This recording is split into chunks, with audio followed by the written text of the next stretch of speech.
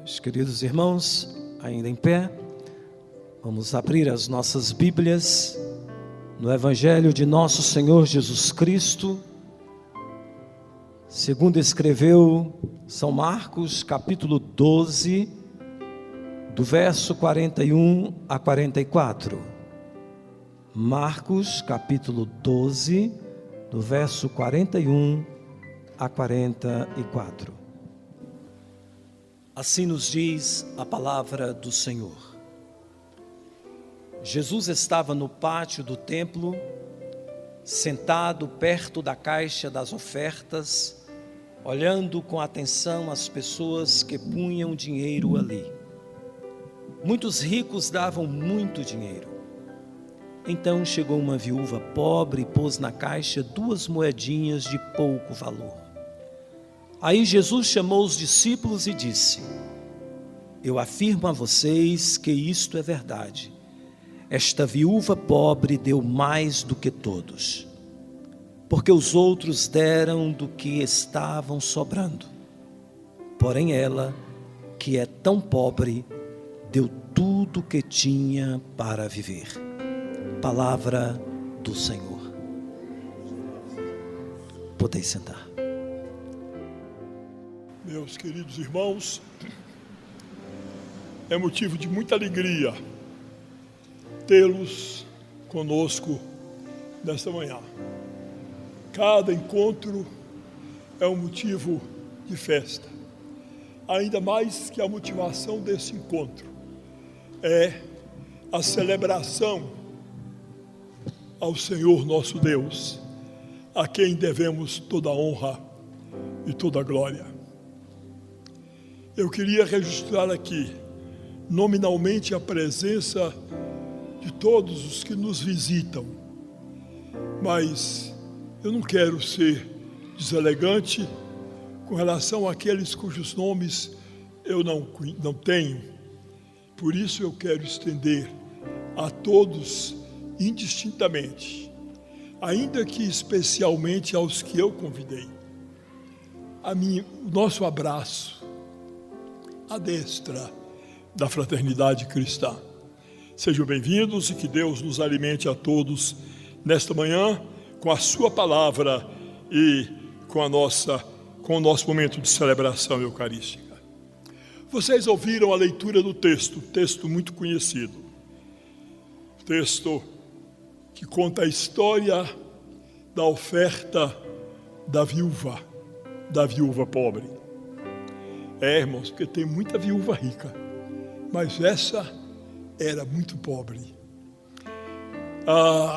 As lições que se apresentam na história veiculada pelo evangelista São Mateus e que nos serve de texto escriturístico nesta manhã, são tão simples e claras que as pessoas mais modestas as podem captar. E por isso dispensam discursos e comentários.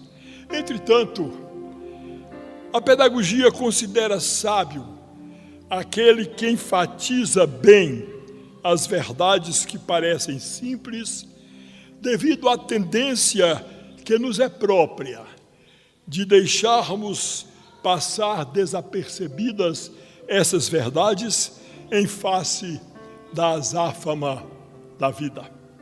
Por isso, recomenda-se que sejam relembradas e realçadas a todo instante, a fim de que não venhamos agir opostos àquilo que sabemos ser a verdade, ser a vontade de Deus. E se queremos compartilhar este texto, de modo a extrair as verdades nele contidas, nada melhor do que tentar responder a algumas questões vitais que o mesmo contém. Sendo assim, meus amados, pensemos sobre qual a diferença entre a maneira de Deus ver e a maneira que o homem vê. Pensemos qual a relação entre o muito e o pouco para Deus e para os homens. Será que Deus nos observa enquanto entregamos a Ele as nossas ofertas? Será que a oferta agradável a Deus é aquela que nos faz falta, a oferta sacrificial? Como podemos aplicar essas lições à nossa vida, no nosso dia a dia? Bem, vamos pensar primeiramente em algo que aparece de modo latente e bem claro no texto, que é a diferença entre o ponto de vista humano e o ponto de vista divino. O primeiro, o ponto de vista humano, é voltado para valores, para quantidade, para volume, para o que é material, para o exterior, para o visível, para o aparente, para aquilo que desperta louvores humanos. O outro, o ponto de vista divino, é voltado para o espiritual e se preocupa fundamentalmente com a atitude do coração do ofertante e não com o conteúdo da oferta. Aprecia o desprendimento, vê a entrega, analisa o sacrifício, não se preocupa com a quantidade ou com o valor da oferta, mas tem o seu foco para a atitude, ou seja, para o coração do ofertante. Igreja amada, guardemos isso em nossos corações. A oferta é um retrato fiel do coração do ofertante para com Deus. É um símbolo da nossa confiança, da confiança que nós depositamos nele. No texto lido, todos ofertaram para Deus. Alguns eram vistos e valorizados pelos homens. A pobre viúva, todavia, era vista e valorizada por Deus. E é desnecessário perguntar a esta altura quem teve a melhor recompensa. Para o humano, prevalece o absoluto. Para o divino, a força motivacional, o propósito, o que efetivamente nos leva à atitude. Em segundo lugar, podemos pensar noutro princípio aqui evidente, que é a relação entre o muito e o pouco, sob esses dois pontos de vista. Na visão humana, observa-se a oferta. Comparam-se valores. Leva-se em conta a soma, a quantia e o que se pode fazer com o dinheiro, ainda que na obra de Deus. Diríamos, o poder aquisitivo da oferta. Assim, quanto mais se tem, mais se pode fazer. Mas o olhar divino é diferente. Ele observa o ofertante, como acabamos de ver, não a oferta em si. Observa o sacrifício, a fé, e ainda que economicamente a oferta nada, absolutamente nada represente, tem um valor espiritual incalculável perante os olhos de Deus. É a oferta do ofertante que usa esse ensejo para externar seu amor ao Pai, aquela que ele chega com um aroma suave às narinas. Jesus observou o valor do sacrifício de dar quando comentou a dádiva da pobre viúva que pôs as 2 únicas moedas que possuía no tesouro do templo. Nos 2 últimos versículos lidos, é Jesus quem diz: eu afirmo a vocês que isto é verdade. Esta viúva pobre deu mais do que todos, porque os outros deram do que estava sobrando, porém ela, que é tão pobre, deu tudo o que tinha para viver. A sua contribuição representava aproximadamente a menor dádiva que podia ser feita em moeda. Contudo, Jesus afirmou que ela havia dado mais do que todos. Mais do que todos. Jesus estava comentando o valor relativo da oferta da viúva em vez de seu valor absoluto. No sentido absoluto, as pessoas ricas que estavam fazendo contribuições estavam dando incomparavelmente mais. Porém, Jesus estava comparando a dádiva com o que era possuído pelo doador. Os ricos faziam suas contribuições, a viúva fazia um sacrifício. Vejam bem, meus irmãos, Jesus não criticou as dádivas dos ricos, nem disse que somente a generosidade, nas proporções daquela viúva, que da sua pobreza deu tudo o que possuía, é aceitável para Deus. Não, ele não disse isso. Ele distinguiu e elogiou a dádiva daquela pobre mulher para mostrar que não importa o valor da oferta, ela jamais será desprezível, desde que seja a expressão do amor do ofertante. Não obsta a sua pequenez no sentido absoluto. Deus mede o valor de nossas dádivas e serviços no sentido relativo. Não é surpresa que nós, humanos, tenhamos a tendência a medir o valor segundo uma escala absoluta. Ficamos impressionados com aqueles que dão grandes quantias a várias causas ou que executam grandes tarefas. Temos inclusive reservado para estes o título de benemérito. Por outra, tendemos a depreciar as pequenas dádivas ou atos de serviço. A história da viúva, todavia, mostra-nos que nenhum serviço a Cristo é insignificante. Foi Ele mesmo quem disse aos discípulos: quem lhes der um copo de água em meu nome, por vocês pertencerem a Cristo, de modo nenhum perderá a sua recompensa. Nossas oferendas e nosso labor no reino de Deus, meus amados irmãos, são valorizados por Ele, levando em consideração o que possuímos e somos capazes de dar. O louvor de Deus não vai somente para os ricos, para os fortes ou para os muito talentosos. Ele conhece e aprecia a expressão de amor de todos os seus servos.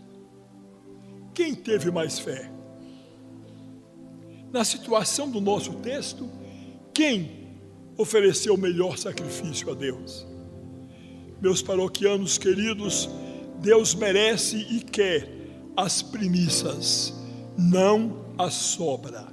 Agora, quanto isso representa em termos de valor, é de só menos importância. Ele tem prazer em observar o coração dos seus filhos no ato de ofertar, e não a bolsa, o envelope. A mordomia da contribuição é, por conseguinte, a mordomia do amor. A atitude e o coração do ofertante são muito, mas muito mais importantes para ele do que a oferta propriamente. Você se lembra de Caim? Caim e Abel se apresentaram a Deus com suas respectivas ofertas. Os dois fazem o seu culto e sacrificam ao Senhor. Até então, tudo bem, tudo normal. Mas no final do culto, deu para sentir a diferença. Apenas um sacrifício é aceito. Somente um tem cheiro suave que sobe às alturas e penetram o santíssimo trono de Deus. O mesmo ocorre conosco em nossos dias, amados. entramos no templo para adorar, oferecemos o nosso culto a Deus e tudo parece normal, mas no final sentimos a diferença. Por derradeiro, sabemos se nossa oferta foi aceita ou não, e tudo isso relacionado à oferta de nós mesmos. Se nosso louvor, se nossas orações e súplicas subiram com cheiro suave, ou se não conseguiram ir além das nossas telhas.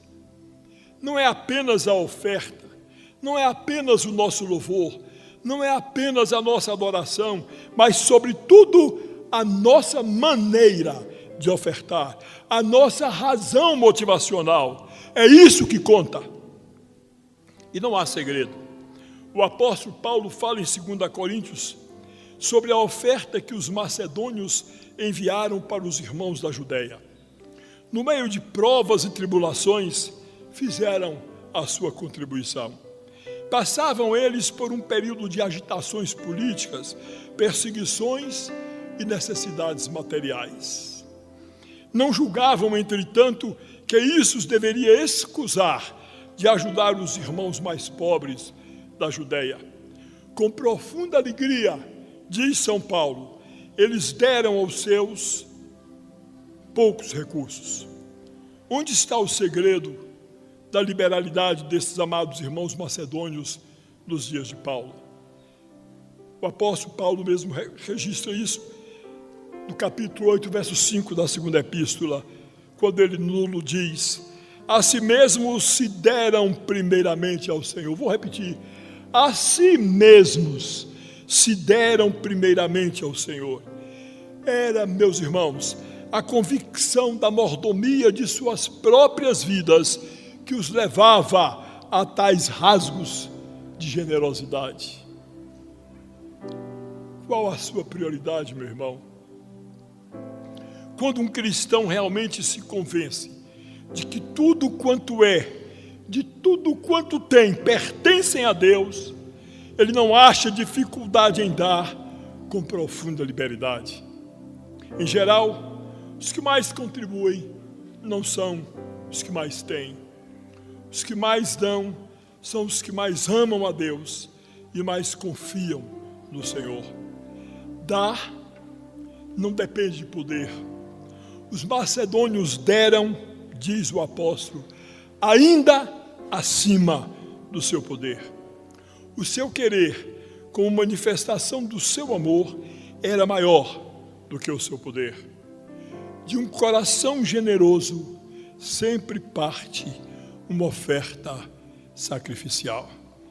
Diferentemente do que se costuma pensar, é importante observar que a resposta de Deus para os irmãos Caim e Abel não girou apenas em torno da natureza das ofertas que um e outro levaram ao Senhor.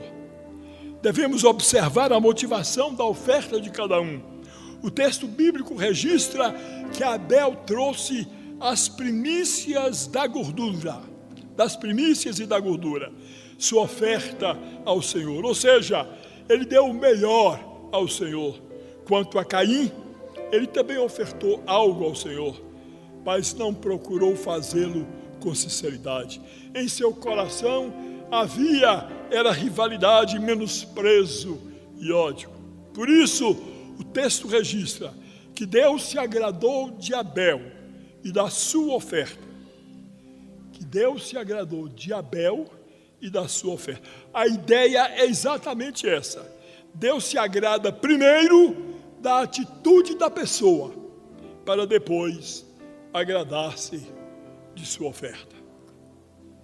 O fato de Abel ter ofertado das primícias e da gordura do seu rebanho revela o desejo do seu coração de consagrar o melhor ao Senhor, para quem conta mais a motivação do que o gesto de ofertar em si mesmo. Deus se agrada de nós, para então, e só então, se agradar de nossas ofertas. Quanto a Caim, a quem também Deus observava, o Senhor não se agradou dele, não recebeu a sua oferta. apesar de quantitativamente expressiva. Sua vida não foi aprovada por Deus, consequentemente, a sua oferta não foi aceita. Aqui, o que está em jogo, aqui, o que efetivamente pesa, é o ofertante, não é a oferta. Terceiro lugar, pessoas há que pensam poder viver impiamente e compensar sua vida dissoluta com ofertas, com dinheiro. É aquele discurso da igreja da Idade Média que suscitou o iluminismo e, consequentemente, a Revolução Francesa. A igreja que transformou o céu num balcão para a venda das famigeradas indulgências, ideia que alguns incautos ainda hoje acalantam. O nosso Deus não precisa dos nossos bens. A oferta é apenas uma maneira de provar o nosso amor e a nossa gratidão. É também a nossa demonstração de fé, de uma inabalável confiança em sua providência, sejam quais forem as circunstâncias que nos cercam. Sejam quais forem as circunstâncias que nos cercam. Foi o que fez aquela pobre mulher referida no texto. Ela foi capaz de ficar sem coisa alguma, de despir-se de tudo quanto possuía, havendo-lhe entregue absolutamente tudo, e o fez porque tinha certeza de que ele iria suprir e satisfazer as suas necessidades, como estou absolutamente certo de que efetivamente ele o fez.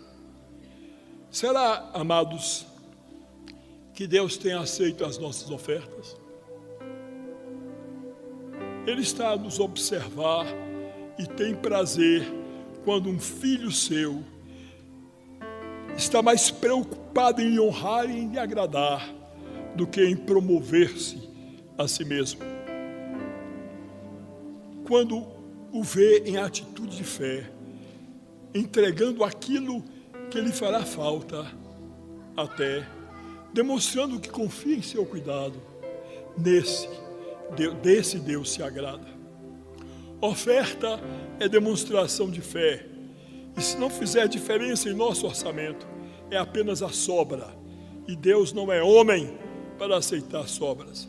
Meu amado irmão, não importa o montante, se o que você trouxe para a oferta desta manhã foi apenas a sobra, depois das contas que você fez, e de concluir que não vai fazer diferença, que não vai lhe fazer falta alguma, eu lhe peço em nome de Jesus, leve o seu dinheiro de volta. Não ofenda ao nosso Deus. Não cometa esse pecado. A oferta aceitável a Deus é aquela que provém do amor de um coração sincero, confiante e que se dispõe ao sacrifício. E à guisa de conclusão, perguntemos como aplicar essa lição à nossa vida. Vamos pensar. Você é alguém que dá a sobra para Deus? Você é alguém que dá a sobra para Deus? Não falo só do dinheiro, do seu tempo dedicado a Ele, das vezes que você testifica dele a outros, do lugar e importância que deixa Ele ocupar na sua vida, na sua mente e nos seus pensamentos. E por último, só por último, do dinheiro que investe em sua obra. Você é daqueles que vivem desonrando e desobedecendo a Deus, mas que tranquiliza a sua consciência quando vem à igreja de vez em quando e aproveita para jogar na salva uma suculosa oferta buscando compensar? Pois essa é a oferta de Caim, é a oferta do fariseu. Esta Deus não aceita. O que Deus quer de nós? É simples. Ele quer o controle total das nossas vidas. Ele quer que dependamos dele para viver. Ele quer que todo o nosso dinheiro, todos os nossos bens, que a nossa família, Ele quer estar no controle do nosso coração. Ele quer participar das nossas decisões. Ele quer comandar a nossa vontade. Ele quer ser o centro da nossa fé e do nosso amor. Ele nos quer completos para Ele. Ele não abre mão de nós em hipótese alguma. Ele não quer a sobra de nós. Ele quer tudo, mesmo que pareça pouco ou quase nada. Ele quer tudo. Ele não quer as nossas coisas. Ele nos quer. Então, não é o quanto se dá para Deus que importa, mas quem dá a Deus. Ele quer exclusividade. Ele não partilha a sua glória com ninguém. A mulher da história não tinha marido. Não tinha quem quer que seja para lutar por ela. Era pobre, extremamente pobre. Mas o pouco dinheiro que poderia aproveitar em seu benefício, ela deu como oferta de gratidão a Deus, em benefício da sua obra, que tinha prioridade até sobre a sua vida. Era tudo quanto tinha, mas ela deu, e certamente não se arrependeu, nem se preocupou se as pessoas ao seu redor ficariam satisfeitas ou não com a expressão monetária de sua oferta. Seu único objetivo era agradar e honrar ao Senhor seu Deus. E você, meu amado, você está disposto a deixar que Deus controle toda a sua vida? Você quer agradar a Deus? Então se inspire nessa história e lembre-se, Deus te quer por inteiro. E isso inclui tudo quanto você possui, mesmo que pareça não ser coisa alguma. Ele promete se revelar e se manifestar aos que se desprenderam de si mesmos e estão inteiramente em seus braços, sem se preocupar com os vales do caminho, pois confia que Ele lhes amparará em seus braços. Que a nossa vida e as nossas oferendas sejam agradáveis aos seus olhos e recebam dele o louvor. Que sejamos capazes de consagrar tudo o que somos ao Rei dos Reis, até que transbordem os nossos corações de gratos louvores.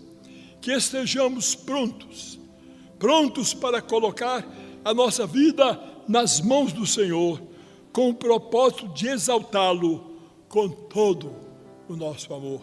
Você está disposto a isso? Você está disposto a consagrar tudo o que você é ao Rei dos Reis, até que transborde o seu coração de gratos louvores? Você quer estar pronto para colocar a sua vida nas mãos do Senhor, com o propósito de exaltá-lo com todo o seu amor? Se você tem esse propósito, fique de pé. Abra o seu inário de número 179 e declaremos isso diante de todas as potestades ao Pai Celestial.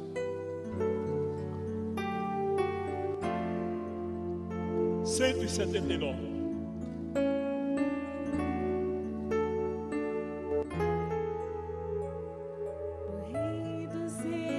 Consagro tudo o que sou, de gratos louvores transborda o meu coração. A minha vida eu entrego nas tuas mãos, meu Senhor, pra te exaltar com todo o meu amor. Eu te louvarei conforme a tua justiça e cantarei louvores, pois tu és altíssimo.